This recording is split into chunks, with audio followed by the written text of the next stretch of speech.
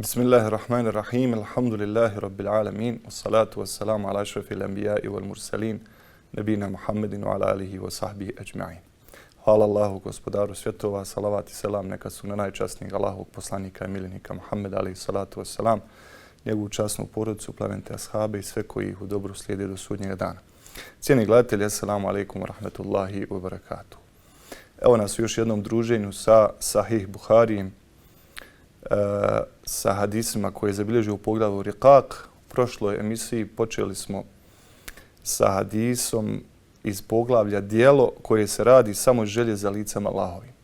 Govorili smo o jednom hadisu kojeg Buhari ovdje nije naveo ga na drugim mjestima, samo je na njega naišaretio od Sada ibn Abi Waqasa, a tema je u stvari bila ihlas, iskrenost u činjenju dobrih dijela, pa čak i onih dijela za koja mi ne smatramo da su klasični ibadet, ali i za njih, ako imamo iskren nijet, možemo imati kod Allaha dželešanu nagradu i pretvoriti ih u ibadet. Sljedeći, to jest prvi hadis koji je tekstom Buhari naveo u ovom poglavlju, je hadis koji naizgled nema nikakvu vezu sa temom. Taj hadis glasi od Zuhrija koji kaže: obavijestuje me Mahmud bin Rabija, koji kaže da je zapamtio Allahovog poslanika sallallahu alejhi ve sellem, te da je zapamtio kako ga je poprskao vodom koju je zahvatio iz kofe što je bila u njihovoj kući. Naime, ovaj hadis očigledno nema nikakve poveznice sa naslovom poglavlja u kome se govori o činjenju dijela iskreno samo radi Allaha dželešanu. Međutim, Buhari ovu knjigu nije pisao za običan svijet. Ova knjiga je pisana za ulemu. I samo učenjaci razumiju Buharijeve naslove, razumiju zašto je neki hadis negdje naveo, zašto ga nekad naveo cijelog, zašto pola i tako dalje. Ovaj hadis Buhari je u stvari naveo kako bi za naredni hadis koji slijedi pripremio teren, a to je da je ovaj prenosilac Mahmud bin Rabija bio jedan od mlađih ashaba, to je bio mali dječak u vrijeme poslanika sallallahu alejhi ve sellem. Poslanik sallallahu alejhi ve sellem je preselio, on imao 4-5 godina samo. Bio je izuzetno mlad, dijete, malo dijete. Međutim, on sam ovdje kaže da je zapamtio poslanika sallallahu alejhi ve sellem i da se sjeća kako ga je poslanik sallallahu alejhi ve sellem poprskao vodom koju je zahvatio iz kofe što je bila u njihovoj kući. Naravno, to je poslanik sallallahu alejhi ve sellem radio iz bereketa, jer poslanikovo tijelo je mubarek, u njemu je svako dobro i ashabi radijallahu anhum se trudili da vodu koja je cijedila s poslanikom sallallahu alejhi ve sellem ruku i lica da je zahvate kada bi abdestio na hadžu, kada bi obrio glavu ili na umri, isto tako da uzmu njegovu dlaku iz brade ili isto tako da na bilo koji način i da ga dotaknu i da se sa njim poselami, jer tijelo poslanika sallallahu alejhi ve sellem je mubarek, u njemu je hajr, Allah dželešanu je dao u njemu bereket, jel? Pa su se trudili, jel? Evo i ovdje vidimo, poslanik sallallahu alejhi ve sellem ga je poprskao vodom radi bereketa, jel? Znamo da je poslanikova sallallahu alejhi ve sellem i pljuvačka bila ljekovita, da je liječio njome i tako dalje. Pa se ovaj dječak sjeća i poslanika sallallahu alejhi ve sellem događaja, što znači da nije bio toliko mali da se ne sjeća onoga što se dešavalo. Jer mi iz prvih par godina svog života ne sjećamo se ništa. Ali on je bio svjestan. Sjetio se poslanika sallallahu alejhi ve sellem i tog događaja, što znači da je mogao prenijeti nešto od hadisa i time u stvari Buhari želi da kaže da hadis sljedeći koji ovaj isti ashab prenosi je prihvatljiv zato što se on sjećao poslanika sallallahu alejhi ve sellem i tog događaja iz svoje kući. Pa je sasvim prirodno da se sjećao i drugih događaja koje je prenio, jel, od drugih ashaba i direktno od poslanika sallallahu alejhi ve sellem kad ga je vidio. To je cilj navođenja ovog prvog hadisa u poglavlju.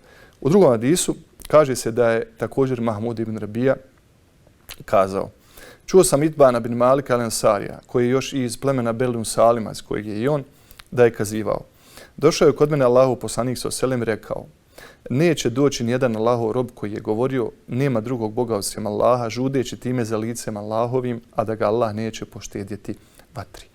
Evo, zbog ovog hadisa nam je Buhari naveo da je Mahmud ibn Rabija sjećao se poslanika sallallahu alejhi ve sellem i živio u njegovom vremenu već kao dijete koje je razumjelo, koje je shvaćalo, znalo odgovoriti kad mu se nešto kaže i razumjelo je govor i sjećalo se tih detalja iz tog svog ranog djetinjstva. Također ovdje u ovom hadisu vidimo kako je poslanik sallallahu alejhi ve sellem bio obazriv je prema djeci. Nije ih zanemarivao. Dopuštao je da on je sjedio, znači malac ovaj je sjedio s poslanikom sallallahu alejhi ve sellem. Nije udaljavao djecu iz svog prisustva. Zato ono dođu stariji ljudi sjednu pa kaže bjež ti mali, ne možeš ti ovdje sjediti. Iako je bio mali, 4-5 godina, ali je sjedio tu sa roditeljima i sa uglednim ashabima, tu s poslanikom sallallahu alejhi ve sellem. Poslanik sallallahu alejhi ve sellem nije ga zanemario, nego ga je vodom koja je dotakla njegovom mubarek tijelo poprskao i čineći mu na taj način hajr dovu i želeći mu bereket. Ovaj hadis drugi koji Buhari navodi, u kome se kaže da kogod dođe, koji god Allahov rob kaže la ilaha illallah, žudeći time za licama Allahovim, Allah će ga poštedjeti vatri. Sad ovo je kratki dio hadisa. Ovaj hadis Buhari navodi na više mjesta, na više od 10 mjesta u svom sahihu. Hadis je vrlo interesantan i zato ćemo ga, ako Bog da, pročitati i obraditi u njegovoj osnovnoj verziji, u dužoj verziji koju je Buhari naveo u prvom tomu. Ovo je u posljednjem 4. tomu, a mi ćemo se s ovim hadisom podružiti u prvom tomu, gdje je on naveden u dužoj verziji, u cijeloj verziji, kako je to poslanik sallallahu alejhi ve sellem i kojim povodom je rekao da onaj ko kaže la ilaha illallah tražeći time Allahovo lice, da će biti sačuvan od vatre, da neće ući u vatru. Ovaj moment tražeći time Allahovo lice spomenut je na početku poglavlja. Kod nas se često prevodi i kao tražeći time Allahovo zadovoljstvo, Allahovu nagradu.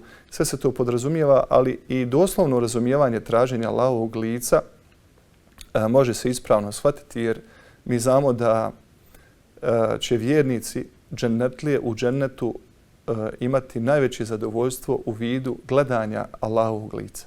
Znači, najveće zadovoljstvo koje će džennetlije imati u džennetu bit će kad im se gospodar njihov otkrije, kad budu gledali njegovo lice. Dželevala. Pa onaj ko to bude tražio i ko se tome bude nadao i radi toga činio dobro, njegovo la ilaha illallah prihvaćeno i on će biti sačuvan od vatri. Tako da u tom smislu također se ove riječi mogu shvatiti, a to naravno podrazumijeva i Allahovo zadovoljstvo, jer oni koji uđu u džennet, oni imaju Allahovo zadovoljstvo, podrazumijeva Allahovu milost, podrazumijeva Allahovu nagradu, sve to podrazumijeva ulazak u džennet, jel? I traženje Allahovog lica. U punoj verziji ovaj hadis od Itbana ibn Malika, koji prenosi Mahmud ibn Rabija al-Ansari, glasi.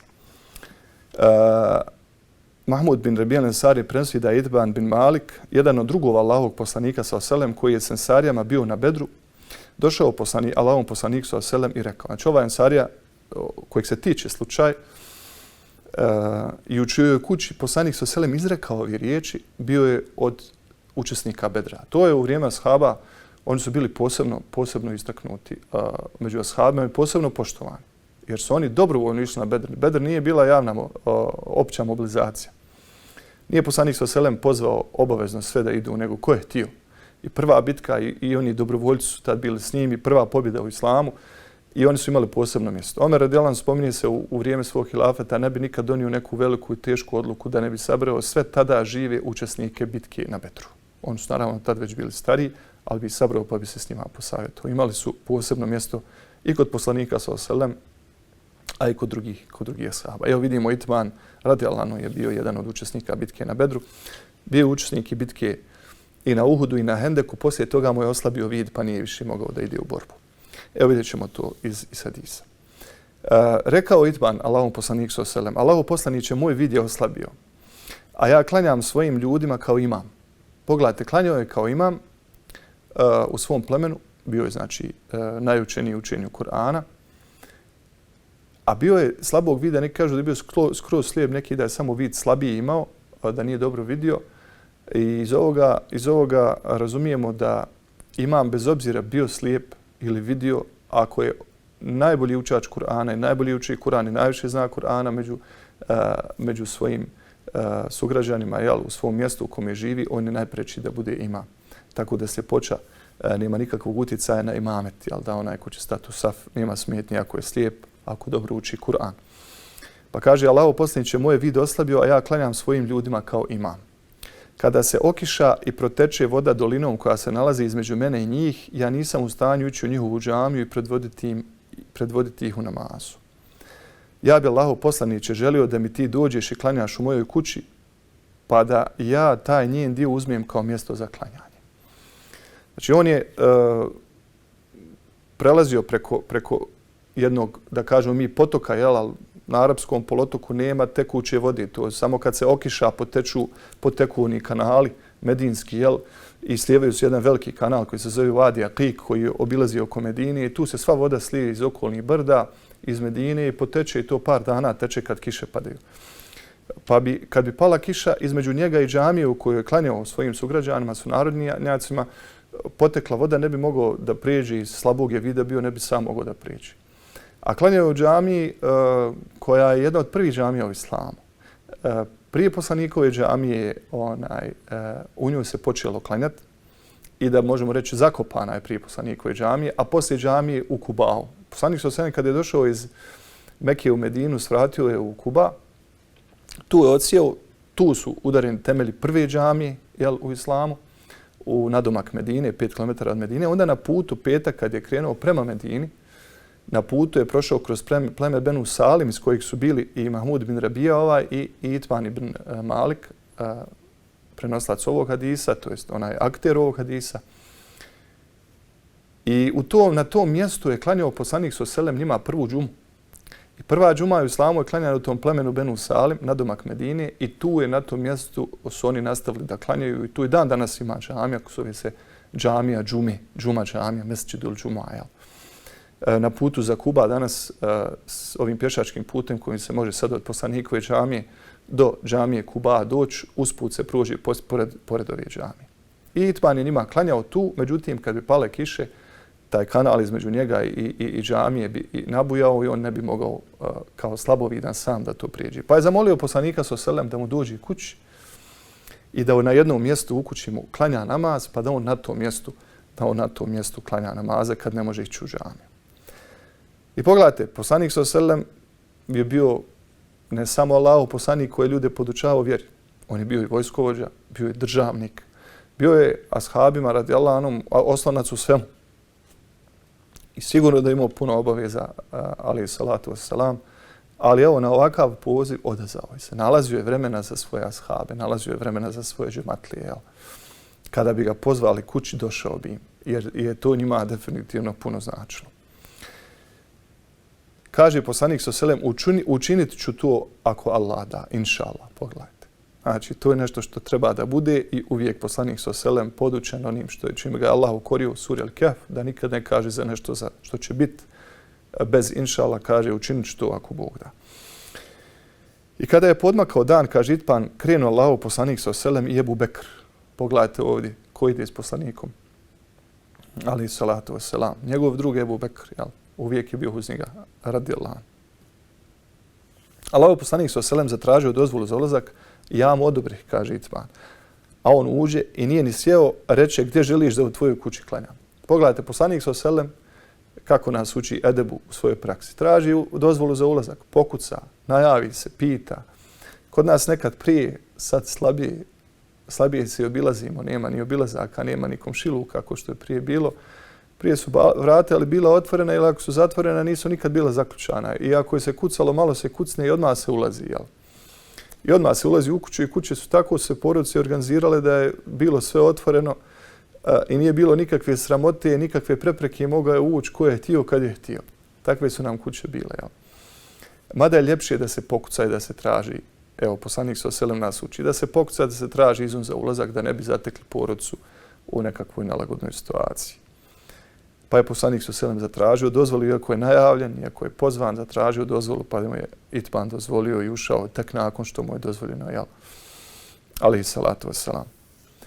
I kaže, prvo što je kazao, došao je, on ga je pozvao da mu klanja na jednom mjestu u kući, da odabere jedno mjesto gdje će on obavljati namaz. I lijepo je da čovjek u kući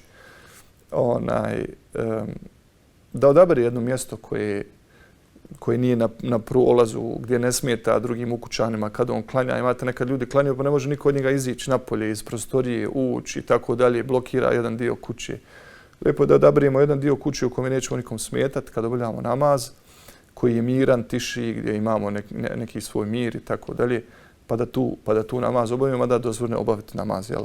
bilo gdje na čistom mjestu u kući. Pa je poslanik s.a.v. došao i čim je ušao, rekao, nije ni sjeo, gdje želiš da ti klanjam? To jest, došao sam radi toga zbog čega si me zvao. Evo, hoćemo odmah to da uradimo, zbog čega smo došli, da obavimo namaz. Kaže Itban, ja sam mu pokazao, na jedan kraj kući je Allahov poslanik s.a.v. tu stade, izgovori početni namazski tekbir. I odmah je počeo da alejhi salatu vesselam klanja. Dan je bio. Potom smo stali i mi u redove iza njega u safove. Klanjali 2 rekata i on preda selam. Poslanik s.a.v. vidimo ovdje, klanjao je sabralo je se tu još ljudi iz kvarta tu. Čuli su da je došao Allahov poslanik, evo vidjet ćemo. Pa su ljudi odmah došli u kuću i klanjalo su tu i ukućani koji se zatekao, klanjali su Allahovim poslanikom s.a.v. Klanjali su na filu. To je bila na fila. Iz ovoga vidimo da je dozvoljeno da ponekad nema smetnje da se i na fila klanja u džematu, da imam jedan bude, a da se ostali poredaju u safi, da se na fila klanja u džematu, kao što mi na filu klanjamo za Ramazan, svaku noć, noćni namaz, kako ga zovemo teravija, klanjamo ga svaku noć u džematu. Kaže dalje Itban, mi smo ga, priča Itban, zadržali na hazir, to jest na jelo. Pripremili su poslaniku s.a.v. jelo, kaže što smo ga za njega pripremili, to je jelo od mesa i brašna. Uzme se meso, iskuha se, pa se onda poslije kad se skuha, onda se pospije brašnom, pa to bude ko neka kombinacija hljeba i to jest brašna i mesa. U tom času dođeše u kuću brojni mještani i neko između njih upita gdje je Malik ibn Duhajšin ili Duhšun. Tada je neko od njih odgovorio, to je dvoličnjak, on ne voli Allaha i njegova poslanika. Na to je Allahov poslanik s.a.v. kazao, ne govori tako, nemoj to govoriti. Zar ga ne vidiš da govori, nema Boga osim jedinog Allaha i želje za licem Allahovim. Evo vidite, ovdje dolazi sad onaj moment zbog kojeg smo zbog kojeg je Buhari stavio ovaj hadis u poglavlje o činjenju dijela samo i želje za Allahovim licem. Naime, spomenut je čovjek koji se družio s munaficima. Bio je često uz njih i ljudi su sumnjali u njegov iman. Pa je neko rekao, to je munafik, on nije došao, on je munafik. Pa kaže poslanik s.a.v. moj tako govoriti. Ako on govori la ilaha illallah i želi za Allahovim licem, ne možeš reći da je munafik. Ovaj što je rekao, odgovorio to Allah i njegov poslanik najbolje znaju. A mi ga vidimo da se okreće i naklonjen je dvoličnjacima. Da je sa njima stalno sa munaficima. I njima je naklonjen. Iako govori la ilaha illallah. Tada je Allahov poslanik s.a.v. rekao, Allah je od vječnog boravka u vatri oslobodio svakog ko kaže Allah je samo jedan i želje za licem Allahovim. Ovo je onaj kraj hadisa koji smo spomenuli u 4. tomu. Pred kraj sa i Buhari je samo ovaj dio uzeo. Naravno, Buhari kad navede samo dio hadisa, skraćenu verziju, on to navede sa drugim lancem prenosilaca. I to se u hadijskoj terminologiji broji kao potpuno drugi hadis. Hadis koji smo sad pročitali u cijelosti i prvi hadis koji smo na početku emisije pročitali govori na istu temu. To je u stvari jedan te isti hadis, samo je prvi u skraćenoj verziji. Međutim, dolaze s različitim lancem prenosilaca od različitih ljudi. I to se kod hadisa, učenjaka hadisa, svrstava kao 2 hadisa. Pa jedan hadis može imati i po 50 rivajeta, ali to 50 hadisa, iako je jedna priča, jedna poruka. Jel? Samo su prenosioci različiti. Upravo o ovoj temi, o kojoj je poslanik s.a.v. Kazao u ovom hadisu o vrijednosti i važnosti činjenja dobrih dijela, izgovaranja la ilaha illallah, samo i želje za Allahovim licem ćemo, ako Bog da, kratko u drugom dijelu emisije govoriti. Bismillahirrahmanirrahim, alhamdulillah, wassalatu wassalamu ala rasulillah. U prvom dijelu emisije družili smo se sa podeljim hadisom od Itbana ibn Malika, na čijem kraju je poslanik s.a.v. rekao da onaj ko bude kazao riječi la ilaha illallah, želeći time samo Allahovo lice, neće ući u vatru. I prije toga poslanik s.a.v. je kazao onome koji je optužio drugog čovjeka da je munafik, ne govori tako. Zar ga nisi čuo da on govori la ilaha illallah, želeći time Allahovo lice? Ovaj nam hadis i ovaj nastup poslanika s.a.v. govori da ne možemo mi određivati ko je iskren, ko nije iskren. Naše je da sudimo po vanjštini, da donosimo stav o nekome po njegovoj vanjštini. Ako čovjek izgovara riječi la ilaha illallah, dolazi u džamiju, treba prema njemu da se odnosimo kao prema muslimanu. I on je za nas musliman. Je li njegovo srce iskreno? Da li on tim svojim dolaskom u džamiju, izgovaranje riječi la ilaha illallah želi Allahu lice, Allahu nagradu, Allahu zadovoljstvo ili neku svjetsku korist ili se samo pretvara, to samo Allah zna i to će Allah suditi. Nije naše da o tome sudimo. Mi ne znamo ihlas u srcima. To samo Gospodar svjetova zna. I nije naše da otvaramo srca. Mi se ponašamo prema ljudima, prema njihovoj vanjštini. Ima oni koji dolaze u džamiju, klanjaju, a munafici su i bit će na dnu džehennema. A ima ljudi koji ne znaju za islam i ne klanjaju i ne govori la ilaha illallah. Ali kod Allaha dželešanu imaju opravdanje neko zbog toga. I dobri su ljudi. Pa će na sudnjem danu uspjet i Gospodar svjetova ih neće kazniti. I bit će u džennetu. Jer nisu znali. Tako da Allah najbolje zna kako će ko na ahiretu završiti. Samo Gospodar svjetova to zna. A mi možemo suditi na dunjaluku, to jest donijeti sud i stav o nekome na dunjaluku shodno njegovim djelima i postupcima, njegovom javnom deklariranju. Ovaj se čovjek nije deklarirao kao munafik, kao licemjer, nego kao musliman i kao ga takvog ga trebamo prihvatiti. To što možda neko u svom srcu prema nekom ima neki otklon ili što možda sumnja, te sumnje se ne smiju javno iznositi. Mi možemo imati nešto u sebi, neku misao, Bože moj, ljudi smo i svako to ima, ali u javnosti i javno čovjeka osuđivati zbog toga što eventualno se druži s nekim ili vidi s nekim i tako dalje, pogotovo takvom teškom osudom kazati da je munafika, to je automatski izlazak iz vjere, to je, evo vidimo, poslanik s.a.v. zabranio. Druga stvar, vidimo šta u stvari znači ihlas, iskreno izgovaranje riječi la ilaha illallah i iskren postupak u svakom dijelu koji čovjek čini. Da je to u stvari uvjet bez kojeg Allah dželešanu neće primiti ni jedno djelo. Mnogo ljudi je imalo problem sa hadisom poslanika s.a.v. Ima ih ovako sličnih više. U kojem alejhi salatu selam kaže da onaj ko kaže la ilaha illallah ući će u džennet. Ljudi kažu kako pa tu svak kaže la ilaha illallah ući će u džennet. Kogod kaže la ilaha idem ja reći la ilaha illallah ući će u džennet. A nije to baš tako.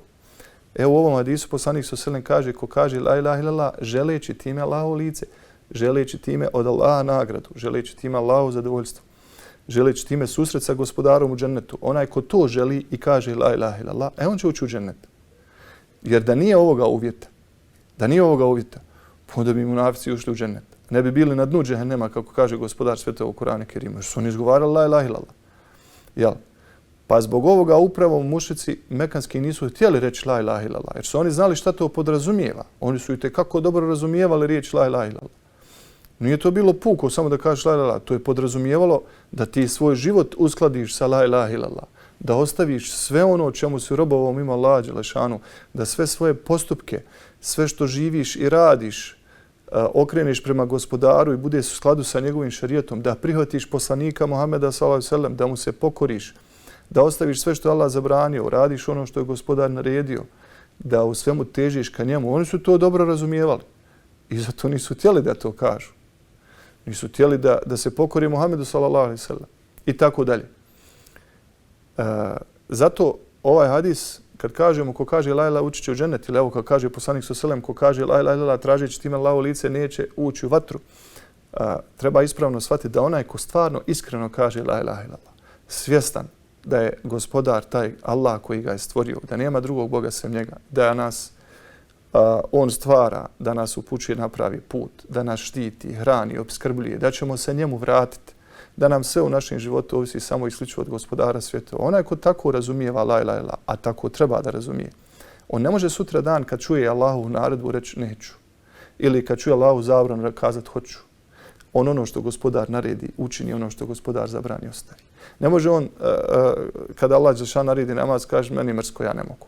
Onda to njegovo la ilaha illallah nije iskreno. Onda nije njegov nijet iskrena, nije njegova namjera iskrena. On ne želi iskreno Allahovo lice susret sa Allahom u džennetu. Jer da želi bez problema bi to uradio. To je razlika. Tako da izgovoriti la ilaha illallah podrazumijeva mnogo toga sa sobom, ako je to iskreno. Ako nije iskreno, onda svako može reći i munafici, evo kažemo, govori la ilaha illallah. Također ovaj hadis, ovaj i slični, da kažemo, hadisu kojima se čak ne spominje ovaj uvjet izgovaranje la ilaha illallah iskreno radi Allahovog zadovoljstva, to je tražeći Allahovo lice, mogu se odnositi i na ljude iz vremena poslanika sallallahu alejhi ve sellem kad nije bio propisan namaz, nije bio naređen namaz, nije bio naređen post, nije bio naređen zekat, nije bio zabranjen alkohol, nije bilo naredbi zabrana. Osnova je bila da se samo Gospodar obožava, da se odbace kipovi. To je bila osnova. Pa onaj koji je tad rekao la ilaha illallah, prije nego što je sve od propisa koje poznajemo naređeno i ostalo zabranjeno, on je u džennetu. Jel? I također kako su ovdje preveli prevodioci, mada ovo nije doslovan prijevod, ovo je prijevod po razumijevanju, da Allah dželešanu neće vječno u džehennemu ostaviti onoga ko iskreno kaže la ilaha illallah, to jest onaj ko kaže la ilaha illallah iskreno, pa ako bude i griješio, Allah dželešanu može ga kazniti, ali na kraju će opet biti džennetlija. Mada je prvo pojašnjenje koje smo kazali, ako Bog da je ispravniji, a to je da onaj ko je iskren u svom la ilaha illallah u potpunosti, znači njegova čistota vjerovanja je u njegovom la ilaha illallah, on neće ostaviti Allahu naredbu, niti će učiniti grijeh.